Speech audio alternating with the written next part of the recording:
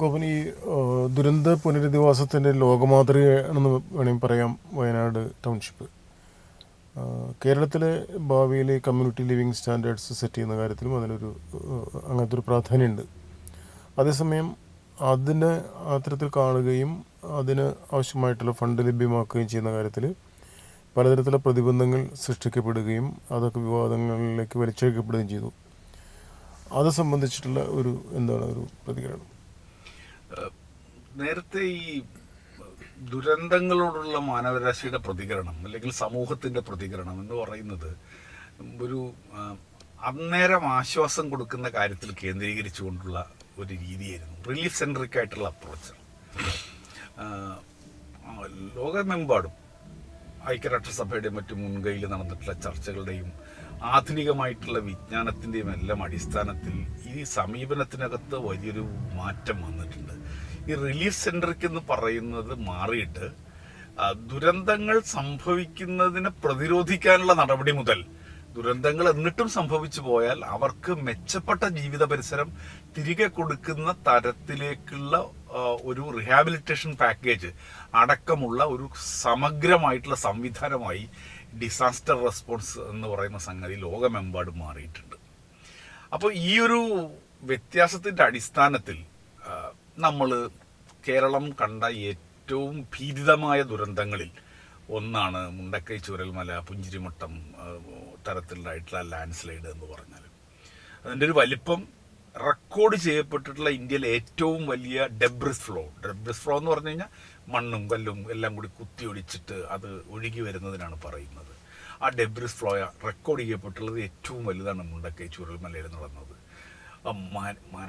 മരണം മറഞ്ഞു പോയത് തിരിച്ചു കിട്ടാത്ത മനുഷ്യർ, എത്രയോ ആളുകളുടെ ജീവിതം, ഒരു നാട്, ഏതാനും വാർഡുകളുള്ളൊരു നാട് അപ്പാടെ തകർന്നു പോയ, പ്രളയത്തിൽ പോലുമില്ല, പ്രളയത്തിന് വെള്ളം പൊങ്ങി കുറച്ച് പ്രയാസം ഉണ്ടായി. ഒരാഴ്ച കഴിഞ്ഞാൽ നമ്മൾ അവിടെ എല്ലാവരും അവിടെ തന്നെ തിരിച്ചു പോയി താമസിച്ചു, അവിടെ തന്നെ വീട് വെച്ച് കൊടുത്തു അല്ലേ. കുട്ടനാട് പോലെ ഒരു താലൂക്കിനെ മുഴുവൻ നമ്മൾ അവരെ താൽക്കാലികമായി മാറ്റിപ്പാർപ്പിച്ചെങ്കിലും 15 ദിവസം കഴിഞ്ഞപ്പോൾ നമ്മൾ ആ നാടിനെ തിരിച്ചു പിടിച്ചു, അവിടെ കൊണ്ട് ആളുകളെ ആക്കി കൊടുത്തു, ആ വീടൊക്കെ കഴുകി വൃത്തിയാക്കി പുതിയ വീട് വേണ്ടെടുത്ത് വെച്ചു കൊടുത്തു. ഇതല്ല, ആ നാടങ്ങ് പോയി. ആ ഒരു ദുരന്തമുണ്ട്. അതിനോട് നമ്മൾ എങ്ങനെയാണ് പ്രതികരിച്ചത് എന്നുള്ളതാണ്. റിലീഫുണ്ട്, റെസ്ക്യൂ ഉണ്ട്, അതെല്ലാം ഉണ്ട്. അപ്പം ചെയ്യേണ്ട അടിയന്തര നടപടികളുണ്ട്. മാത്രമല്ല അതിലും മാതൃകയായിരുന്നു. നമ്മളൊന്ന് ആലോചിച്ച് നോക്കണം. ആ ദുരന്തമുണ്ടായി 30-ാം പൊക്കം ഏതാണ്ട് 1100 കുടുംബങ്ങളെ, 1100 ആളുകളെ നമ്മൾ ക്യാമ്പുകളല്ല, ഇൻഡിപെൻഡൻ്റ് ആയിട്ടുള്ള വീടുകളിലേക്ക് മാറ്റി എന്ന് പറഞ്ഞാൽ വാടകയ്ക്കോ സർക്കാരിൻ്റെ ക്വാർട്ടേഴ്സുകളിലേക്കോ മാറി. 27-ാം പൊക്കം ആ പ്രദേശത്തെ പള്ളിക്കൂടം വേറൊരു സ്ഥലത്ത് സ്ഥാപിച്ച് അവിടെ ക്ലാസ് തുടങ്ങി.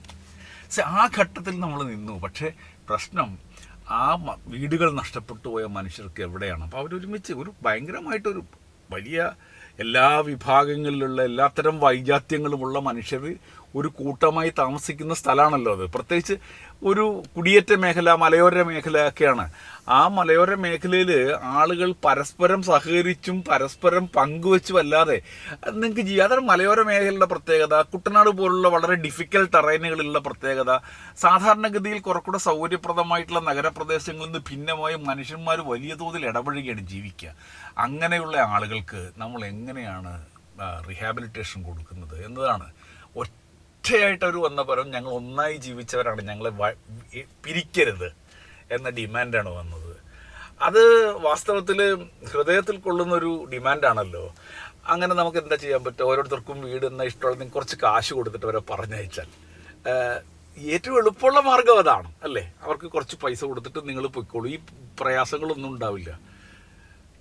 പക്ഷെ ആ ഒരു വർത്തമാനം കേരളത്തിൻ്റെ ചരിത്രത്തിൽ, ഇന്ത്യയുടെ ചരിത്രത്തിൽ, ലോകത്തിൻ്റെ ചരിത്രത്തിൽ റീഹാബിലിറ്റേഷൻ്റെ കാര്യത്തിൽ ഏറ്റവും മാതൃകാപരമായിട്ടുള്ളൊരു നടപടിയിലേക്കാണ് കേരളത്തെ കൊണ്ടെത്തിച്ചത്. അതാണ് നമ്മളിന്ന് മുണ്ടക്കൈ ചൂരൽമല ദുരന്ത ബാധിതർക്ക് വേണ്ടി കൽപ്പറ്റ നഗരത്തിൽ ഒരുക്കുന്ന ഡിസാസ്റ്റർ റെസിലിയൻ്റ് ആയിട്ടുള്ള ദുരന്ത പ്രതിരോധ ശേഷിയുള്ള ഒരു ടൗൺഷിപ്പ് എന്നതിലേക്ക് നമ്മൾ എത്തുന്നത്.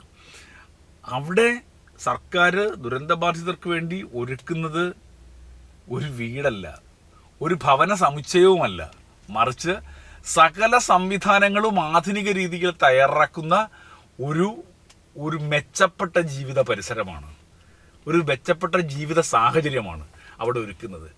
ആ സ്ഥലത്തുള്ള പ്രവൃത്തികളുടെ, നമ്മളിപ്പോൾ വീടുകളല്ലേ കാണുന്നത്, അതിനകത്തുള്ള ഘടകങ്ങൾ, അവിടെ നിർമ്മിക്കുന്ന ഘടകങ്ങൾ നിങ്ങൾ പരിശോധിച്ചാൽ മതി. പാലമുണ്ട്, കലുങ്കുകളുണ്ട്, അതിലൂടെ ഒഴുകുന്ന നീർച്ചാലുകളുടെ സംരക്ഷണത്തിനുള്ള സംവിധാനങ്ങൾ ഉണ്ട്. ഇതുപോലെ ഓരോ സൂക്ഷ്മ ഘടകങ്ങളും അതിനകത്തുണ്ട്. അവിടുത്തെ വൈദ്യുതി വിതരണ ലൈനുകളെല്ലാം ഡക്റ്റുകളിൽ കേബിളുകളായിട്ടാണ് പോവുക. അത് ഓരോ വീടിൻ്റെയും പലതരത്തിലുള്ള മലിനജലങ്ങൾ സംസ്കരിക്കുന്നതിന് സെൻട്രലൈസ് ഓരോ സോണിലും ക്ലസ്റ്ററിലുമായിട്ട് തയ്യാറാക്കുന്ന പ്രത്യേകം സംവിധാനങ്ങളാണ്. അവിടുത്തെ ജലവിതരണത്തിന് ആ സ്ഥലത്തേക്ക് തടസ്സരഹിതമായി വെള്ളം കൊണ്ടുവരുന്നതിനുള്ള ലൈനുകളും, അത് സ്റ്റോറേജ് അതിൻ്റെ റിസർവോയറും, അതിന് ആ പ്രദേശത്തേക്ക് വരുമ്പോഴത്തേക്ക് ഒരു എന്താ പറയുക, ഭൂമിക്കടിയിലുള്ള സംഭവം വിതരണം ചെയ്യുന്നതിന് ഓവർഹെഡ് ടാങ്കും അടക്കം വിപുലവും ശാസ്ത്രീയവുമായിട്ടുള്ള ജലവിതരണ സംവിധാനമാണ്. വൈദ്യുതി വിതരണത്തിന് തടസ്സരഹിതമായിട്ടുള്ള എനർജി സംവിധാനത്തിന് എന്താണ് ചെയ്തിട്ടുള്ളത്?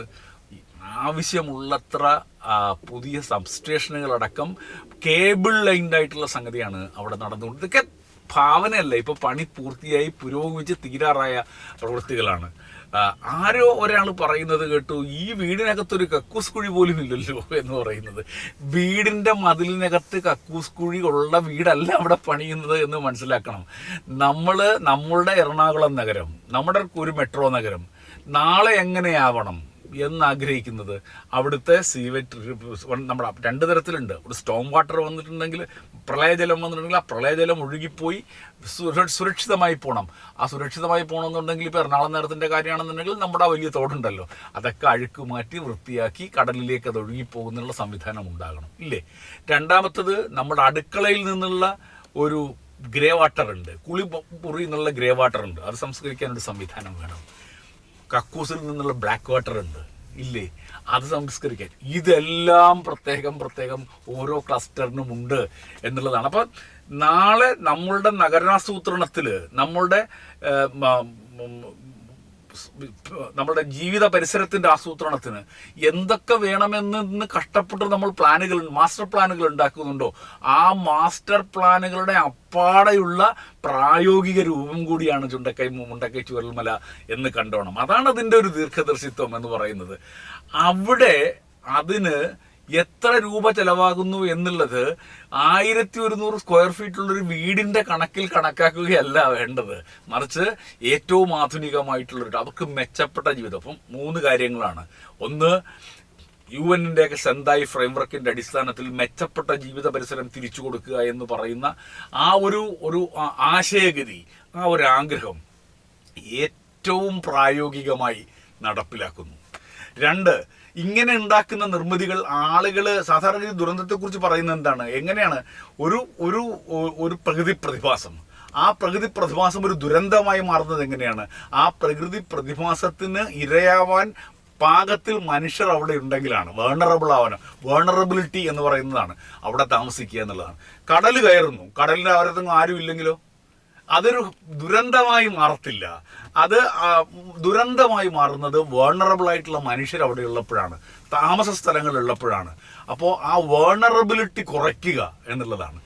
ആ മനുഷ്യരെ ഇനിയും വേണറബിൾ ആയിട്ടുള്ള ദുരന്തത്തിന് വിധേയമാകുന്ന സാഹചര്യങ്ങളിലേക്ക് തള്ളിവിടാതിരിക്കാനുള്ള ശ്രദ്ധ, അതിന് പ്രതിരോധിക്കുന്ന തരത്തിലുള്ള നിർമ്മിതികൾ, അതാണ് രണ്ടാമത്തെ പ്രത്യേകത.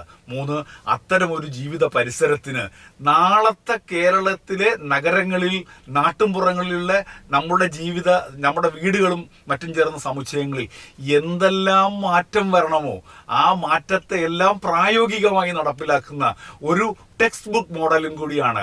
അത് നമുക്ക് നാളെ പാഠപുസ്തകമായി കയ്യിൽ വരികയും ചെയ്യും. അതാണ് മുണ്ടക്കൈ ചൂരൽമല എന്ന് പറയുന്നത്.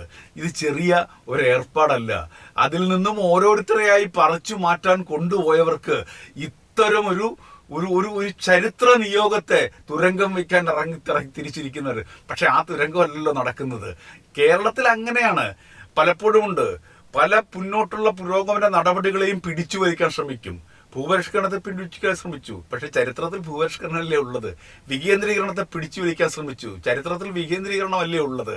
അതുപോലെ തന്നെ സ്ത്രീകളുടെ മുന്നേറ്റത്തെ കുടുംബശ്രീ പ്രസ്ഥാനത്തെ ആഗോളമായിട്ട് അറിയപ്പെടുന്നു, അതിനെ പിടിച്ചു വലിക്കാൻ ശ്രമിച്ചു. അതാണോ നിന്നത്? താൽക്കാലികമായിട്ടെല്ലാം പക്ഷെ മുന്നോട്ട് പോകും. അത്തരത്തിൽ കേരളം ആർജിച്ച അനുഭവത്തിന്റെ, അറിവിന്റെ, പ്രായോഗിക മാതൃകകളുടെ, മെച്ചപ്പെട്ട ജീവിതത്തിന് വേണ്ടിയിട്ടുള്ള പോരാട്ട അനുഭവങ്ങളുടെ ഒരു നല്ല അനുഭവമായി, നല്ല പാഠപുസ്തകമായി മുണ്ടക്കൈ ചൂരൽമല മാറും. അത് കേവലം ഒരു പുനരധിവാസ പരിപാടി മാത്രമല്ല എന്ന് കണക്കാക്കിക്കൊള്ളും.